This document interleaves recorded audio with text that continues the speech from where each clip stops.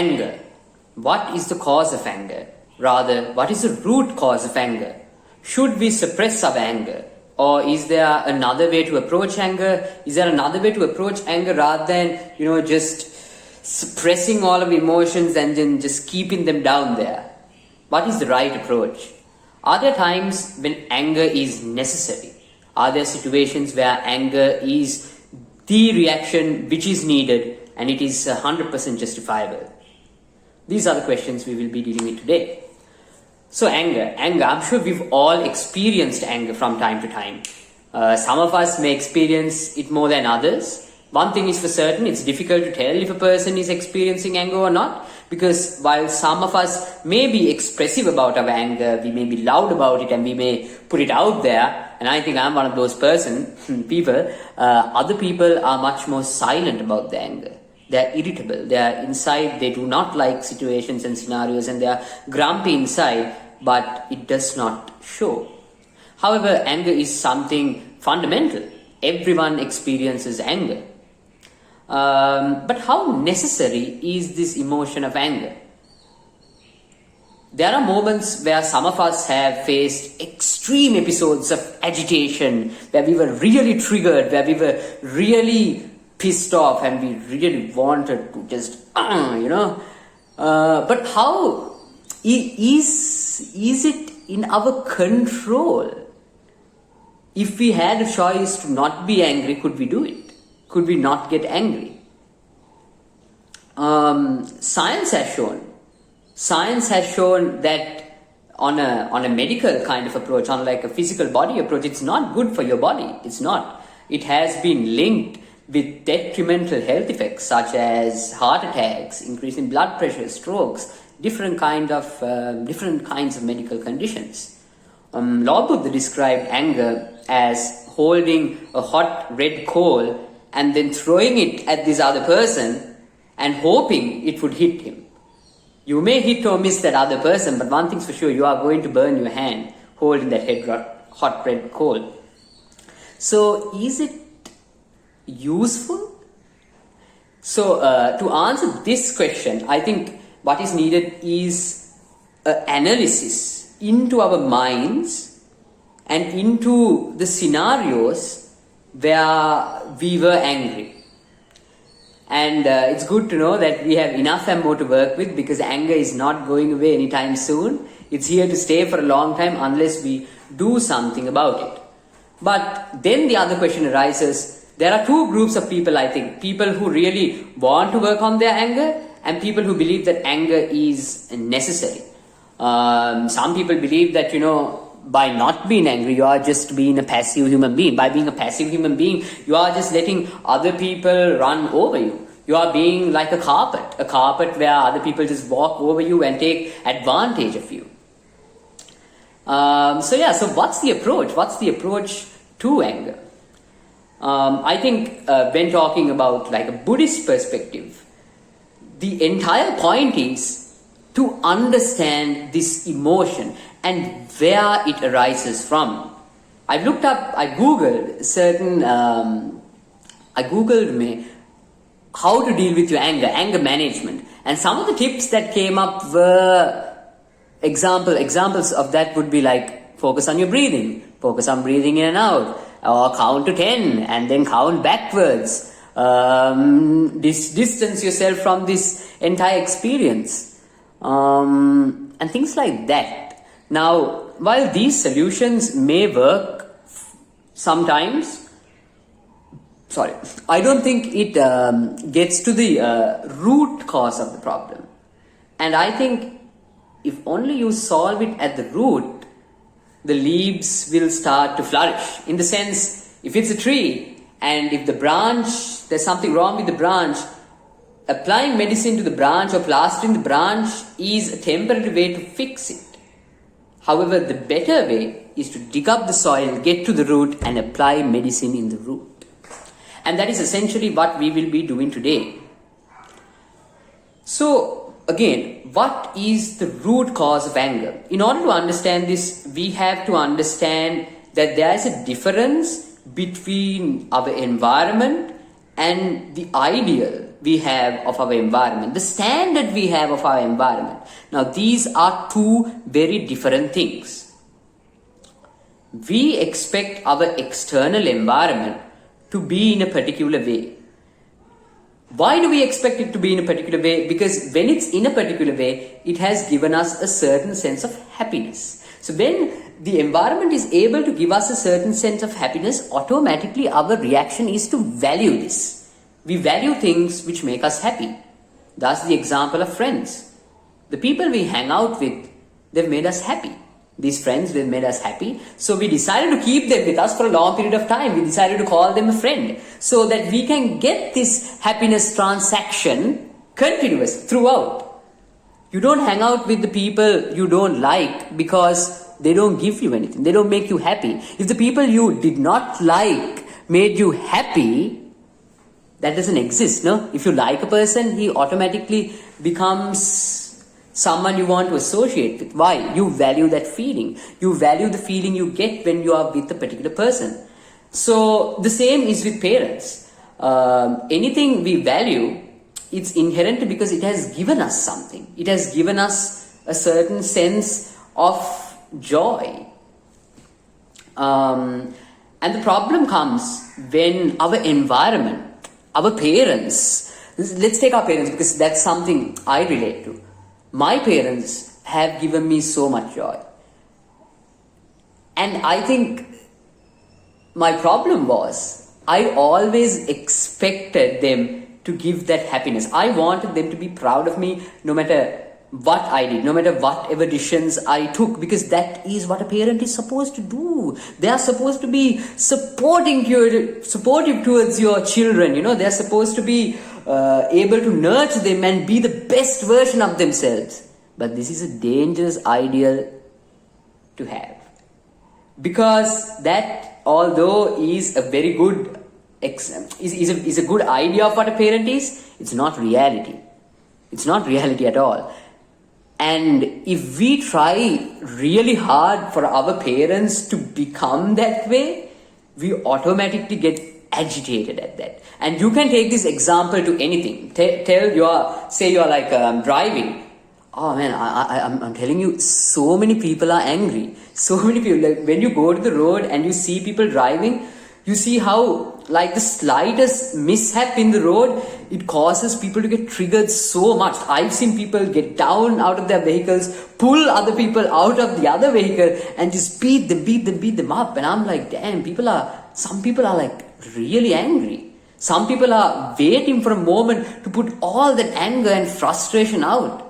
And I think that's a terrible state to live in. It is a terrible state to live in. Isn't it better to understand why exactly we are angry? Why exactly anger plays such a big part in our lives? Isn't it important that we move out of this negative state into a more healthy, into a more relaxed, into a more peaceful state of mind, into a state of mind which is not in such a low? I think it's important. Moving back to the standard which I was talking. So there's a standard, like when we go in the road itself, there's a standard of how the road is supposed to be.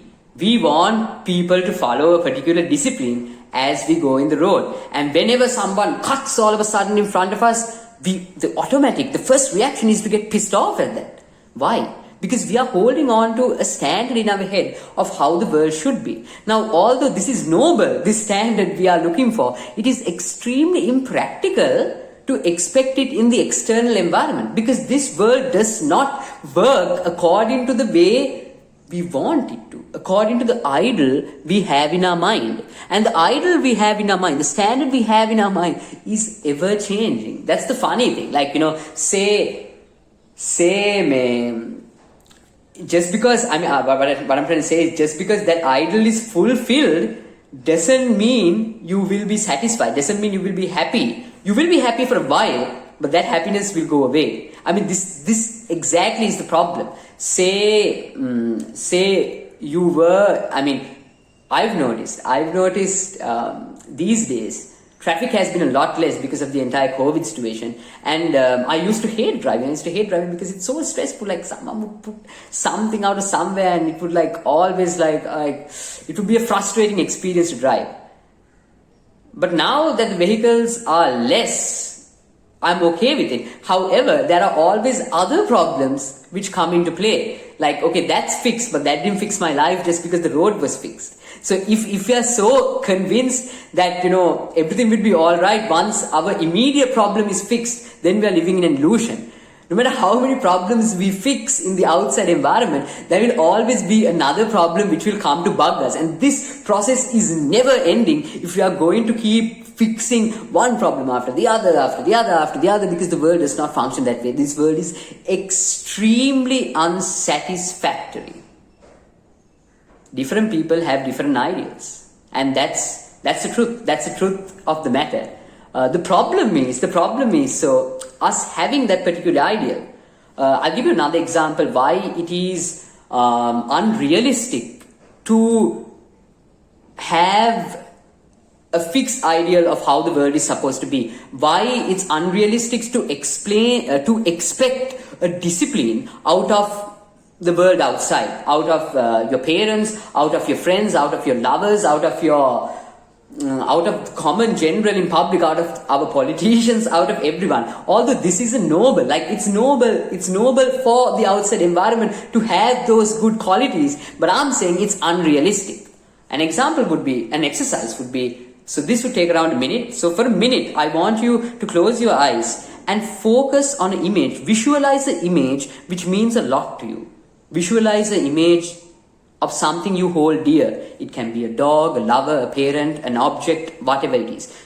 And try to visualize that image and only that image for an entire minute. You can pause this video and try this out. And see how long you can do that. You will soon find that it's impossible to go on a full minute visualizing only that image. Your mind will go somewhere else. This is the nature of the mind. Now, my question is, if you cannot control your own mind to fit the standard that you want, how realistic is it to control that outside environment to fit your standard? I'm saying it's not realistic at all. It's not a realistic expectation. However, we all try to do this so hard. We try really, really hard to fit the world to this ideal we have. And we get really frustrated when we cannot. We want to change people to fit our image. And this image we have of them, of how they should be behaving, that particular image has given us happiness. So we value that. So we are always trying to get that person to fit that image. And it's really selfish because we are not really doing it for them. We are really doing it for ourselves to fit that standard. So how can we deal with this? How you essentially deal with this is observing it as it takes place. Now, suppressing your anger I wouldn't say is a good idea, but it is a good idea up to a certain extent. If you are the type of person who gets angry and you want to punch and hit someone, don't do that. Don't go that far. Just stop it at that point itself. A good analogy I've heard is, if you take a moving train, when it starts to leave the station, it's easy to jump on because it's still slow. It's still increasing in velocity. But until it reaches, before it gets a particular velocity, you can run and catch up with the train. But after it leaves the station and it's gone a while, it's going to go really, really fast. So the entire process is to train your mind to catch the train as it leaves the station itself. Now this would take a while. What you essentially have to do is build awareness, get better in your awareness so you can catch the train ASAP. And once you catch the train, what you have to do is notice what's happening. Notice that you are becoming more and more angry. Notice the words that are coming out of your mouth is fueled by this uncontrollable, ever multiplying force, which is anger. And notice, and first I want it's good not to suppress it. It's good to let it out. But only up to a verbal extent. It's good to let it out. And if you want to scold somebody, just scold somebody. And just look as to after this scenario, did you benefit out of it? Did this other person benefit out of it? Is the world a better place now? Does the other person feel better about himself? Do you feel better about yourself? Was the problem solved? Ask these questions. Ask the questions which are difficult to ask. And move into awareness. Like whenever you are angry, quickly note that, okay, I am angry now. Because anger is almost all the time an unconscious process. We are unconscious when we are angry. We are just so caught up in that we become that, and we are like just function. We are a slave to anger. It's almost like it's controlling us, We are a slave to anger. The first step is to note, okay, I am angry now. I am angry now. But if you feel like no, like these things have to be said, go ahead and say it. Then go back and look and see if it was really necessary to say what you said. Because otherwise, if we keep on suppressing, it's just going to build up. I think we need to analyze it. We need to observe it better. And then see what exactly made me angry. What was the standard I was expecting from this person outside? What was the standard I was expecting from them? This takes a while. But it is the process. It is the process that I have been following. So, and I've noticed like a huge change in my anger. Like if I take me from last year and if I take me now, I would say my anger has reduced up to a huge extent. Like one thing is whenever it comes up, I notice it then and there. And then I quickly, at that moment itself, or maybe even a few minutes later, I look into what it is that I was holding on to which made me angry. And usually when you notice that, you kind of feel disappointed. Like you feel like, oh man, like this is what I was getting angry at. How unrealistic is it? And you yourself let go of it automatically. You don't have to be like, okay, let go. Okay, calm down. No, none of that. Just look at it. Just look at it and see what was the reasoning behind it, if it was logical, and your mind itself, I think, at a certain point will let it go. There's a story of a snake who, used to hunt and bite other people, and he was a naughty snake. He caused like a lot of trouble, like bad snake, evil snake. And then he came across like a monk, and he listened to these dharma sermons and all that, and he decided, okay, I've led like a bad life, I need to change my ways. And he did. And he decided to take the precepts, and he decided to like change up his ways and not do anything. And live a passive life, live a good silvat life. And then, when people, as he was doing this, when people came across and saw him, they still remembered him as this like evil bad snake. And whenever they saw him, they threw stones at him, they hit him, and he was injured all throughout. And the snake, even initially he tolerated it, and then he was like, geez, man, this is terrible. Like it's terrible. It's all lies, all this dharma BS. It's not practical at all. And then he went to the monk, and he was like, you know what? I tried to do what you said, and it's all lies. You can't live in the real world like this. And then the monk was like, you're such a foolish snake. I told you not to bite, but I never told you not to hiss. And I think that's important. The world is a place which is filled with so much adharma, and that is, bad qualities, bad disciplines which are not fruitful, which is not a movement into a higher state of mind. It's a movement into bad states of mind. It's cultivation of bad habits. There's a lot of that happening in the world. And essentially, I think there are moments where scolding is necessary. But just because a person raises their voice, just because a person scolds, that doesn't necessarily mean it has to be grounded in anger. You can raise your voice and you can be really like loud and aggressive, but it cannot be in anger. It's definitely possible. However, only you can genuinely say if it is grounded in anger or not. Something I practice is, if I ever get angry, I tell myself, okay, now I failed, I might as well be quiet. But at other times where I want to explore this emotion further, I just open up the jar and let it all out. And yeah, that's basically the movement. I know a lot of friends who are struggling with anger, and I'm sure a lot of people out there are. I hope each and every one of you will start a movement into understanding your emotions, understanding your reactions. More than an emotion, I think anger is a reaction to the world. It's a reaction to the world because we don't understand. And once we begin to understand more and more the nature of our mind, the nature of what the world is, this reaction becomes unnecessary because we understand, we are okay with it. There's nothing more to be. I hope you found this short talk useful.